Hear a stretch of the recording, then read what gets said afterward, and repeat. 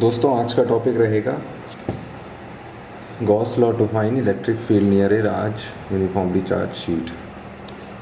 तो हमें क्या करना है इस आज की वीडियो में, इलेक्ट्रिक फील्ड फाइंड करेंगे हम near a large uniformly charged sheet. तो पिछली क्लासेस में हमने गॉस लॉ के बेसिक स्टेप्स जाने थे कि कैसे हम गॉस लॉ को अप्लाई करते हैं। देन हमने गॉस लॉ को very long uniformly charged linear rod के लिए हमने यूज़ करा था। सेकेंड एप्लीकेशन हम इसकी एक शीट के लिए करते हैं। एक शीट कंसिडर करते हैं जो काफ़ी लार्ज है, उसका छोटा सा पार्ट ये कंसिडर करते हैं। Let this be a sheet.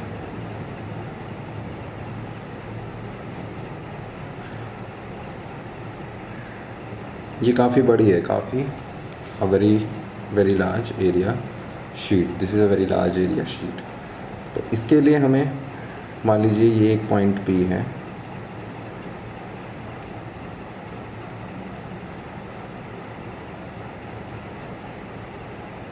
तो इस पॉइंट P पे इस शीट की वजह से कितनी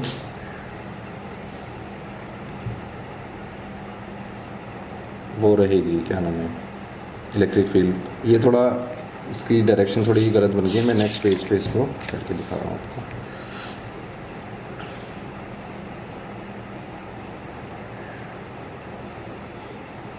ये एक शीट बना दी है मैंने, काफ़ी बड़ी शीट है ये।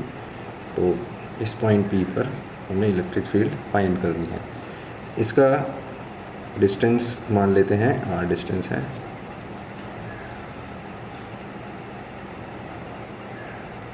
इस शीट से, तो ये शीट यूनिफॉर्मली चार्ज्ड है, पर यूनिट एरिया इसमें एक सेम अमाउंट ऑफ चार्ज है। इसकी चार्ज डेंसिटी हम सिग्मा मान लेते हैं, वो बाद में देखेंगे एक्चुअल में क्या होती है चार्ज डेंसिटी। तो ये एक शीट है और P पॉइंट पे हमें इलेक्ट्रिक फील्ड फाइंड करनी है। अब जैसा कि हम पे एक जो बेसिक फार्मूला है वही लास्ट क्लास में भी हमने डिस्कस करा था। जो बेसिक फार्मूला है इलेक्ट्रिक फील्ड का वो क्या है, वो किसके लिए है, पॉइंट चार्ज के लिए है। वो किसके लिए है, पॉइंट चार्ज। बट यहाँ पर ये पॉइंट चार्ज नहीं है, एक 2D में काफ़ी बड़ी चार्ज शीट है। तो इसमें हम कैसे इलेक्ट्रिक फील्ड को फाइंड करेंगे, तो उसमें हम गॉस लॉ का यूज़ कर रहे हैं इस केस में। तो इसमें हम एक सबसे पहला स्टेप वही गॉस लॉ अप्लाई करेंगे। We will be applying Gauss law,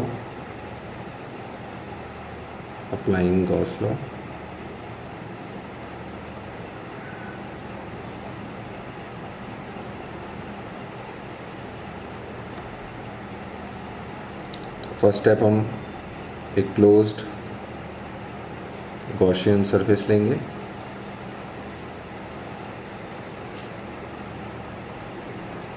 जिसके अंदर वो चार्ज, जिसमें थोड़ा शीट का पार्ट कैप्चर हो पाए।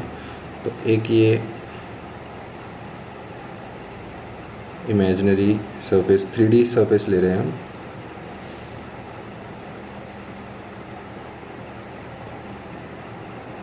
ये एक क्यूबॉइड टाइप हमने ले लिया है।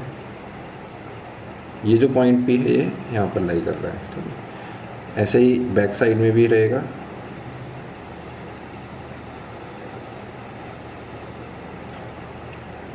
ऐसे ही बैक साइड में रहेगा। तो ये का एक बड़ा सा क्यूबॉइड है, इतना बड़ा, और उसके बीच में ये छोटा सा आपका शीट का एरिया वो कैप्चर कर रहा है। ये एक इमेजिनरी हमने गॉसियन सरफेस ले लिया है। तो हमने क्या लिया है यहाँ पर, क्यूबॉइड हमने लिया है। इसका ये वाला एरिया हम A मान लेते हैं, कैपिटल A। ये जो एरिया है, तो ये वाला एरिया भी कितना हो जाएगा, कैपिटल A। ये जो इमेजिनरी गॉसियन सरफेस है ये कितना एरिया कैप्चर करेगा शीट का, A। जितना इसका ये वाले फेस वाला एरिया है उतना ही यहाँ पर ये कैप्चर करेगा। नेक्स्ट हम देखते हैं, इसमें फाइंड करते हैं इलेक्ट्रिक फ्लक्स। इलेक्ट्रिक फ्लक्स हम कैसे फाइंड करते हैं इसमें, तो हमें पता है फॉर्मूला इलेक्ट्रिक फ्लक्स का E A cos of theta. So electric field देखते हैं किस डायरेक्शन में। अब ये पॉजिटिवली चार्ज है तो इस तरीके से इलेक्ट्रिक फील्ड आएगी, पीछे की तरफ भी ऐसे जाएगी, तो आउटवर्ड डायरेक्शन में इलेक्ट्रिक फील्ड रहेगी, है ना।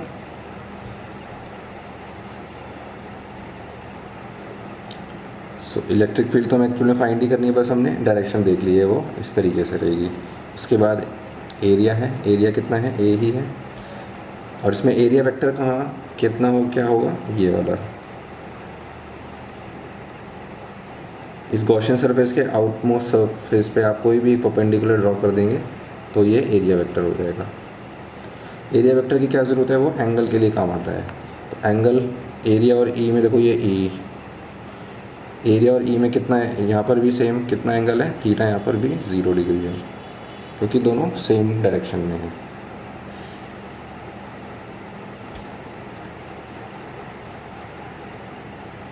अभी जो इलेक्ट्रिक फ्लक्स हम निकालते हैं वो इस गॉसियन सरफेस के थ्रू निकालते हैं, जो उसके थ्रू फ्लो कर रही है। अब इलेक्ट्रिक फील्ड सिर्फ किन दो फेसेस से फ्लो कर रही है, एक इस वाले फेस से और एक इस वाले फेस से। तो हम इसमें टोटल इलेक्ट्रिक फ्लक्स निकालते हैं।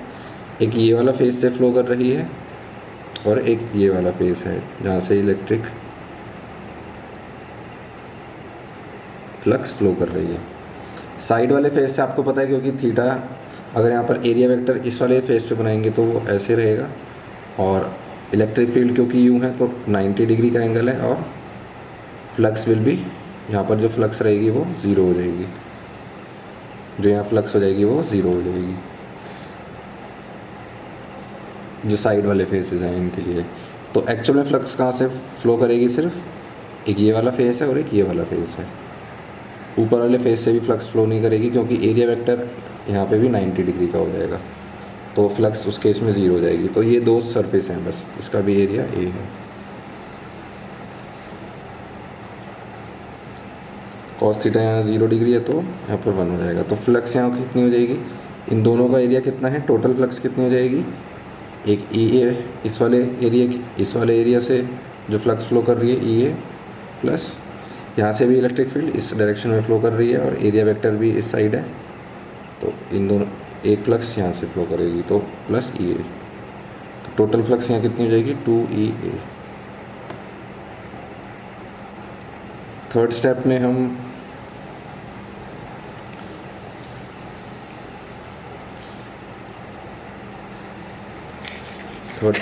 क्या करते हैं,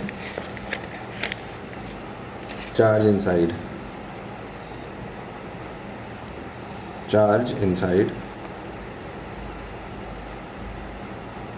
जो गॉसियन सरफेस है, ये जो क्यूबॉइड हमने लिया है, charge inside Gaussian surface. Gaussian surface के अंदर कितना चार्ज है, तो वो कैसे निकालेंगे। अब ये जो गॉसियन सरफेस है, ये शीट का कितना एरिया कवर कर रहा है, जिसका इतना खुद का ये वाला फेस है वही इससे पास हो रहा है, तो एरिया ए ही कवर कर रहा है बीच में। तो इस गॉसियन सरफेस के अंदर कितना शीट का एरिया आएगा, ये वाला एरिया।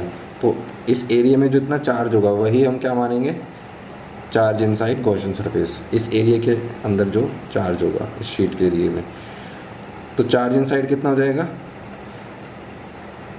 देखो पर यूनिट चार्ज डेंसिटी हमें सिग्मा दी हुई है, पर यूनिट एरिया। सिग्मा क्या है यहाँ पर, sigma is charge per unit area, charge per unit area. तो हम क्या करेंगे, सिग्मा को मल्टीप्लाई कर देंगे, पर यूनिट एरिया सिग्मा है, तो हमारे पास टोटल एरिया कितना है ए, तो ए से मल्टीप्लाई कर देंगे, तो ये हमारे पास कितना आ गया, charge inside Gaussian surface. Last step में हम क्या करेंगे, गॉस लॉ अप्लाई करेंगे। गॉस लॉ अप्लाई करेंगे तो we know that flux is equal to charge inside q inside by e naught. तो फ्लक्स यहाँ पर कितनी है, 2 ई ए, और चार्ज चार्ज इन साइड कितना है ई sigma A by E naught. तो यहाँ पर इलेक्ट्रिक फील्ड कितनी हो जाएगी पॉइंट पी पर, तो वो ए से A cancel, sigma by 2e naught. ये हमारी इलेक्ट्रिक फील्ड का फॉर्मूला आ गया। अगर हमें एक शीट दी हुई है जिसकी पर यूनिट चार्ज एरिया या चार्ज डेंसिटी सिग्मा है, तो इलेक्ट्रिक फील्ड किसी भी पॉइंट पी पे, इसके नियर अबाउट कोई भी पॉइंट पी हो, that will be sigma by 2e।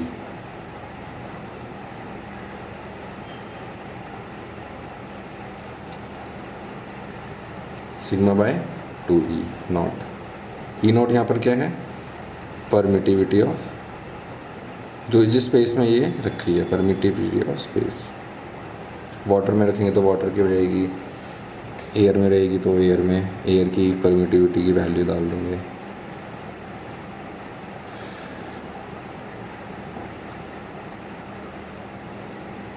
तो यही है बस इसमें, ठीक है।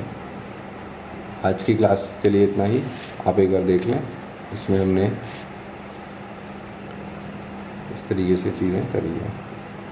Thank you.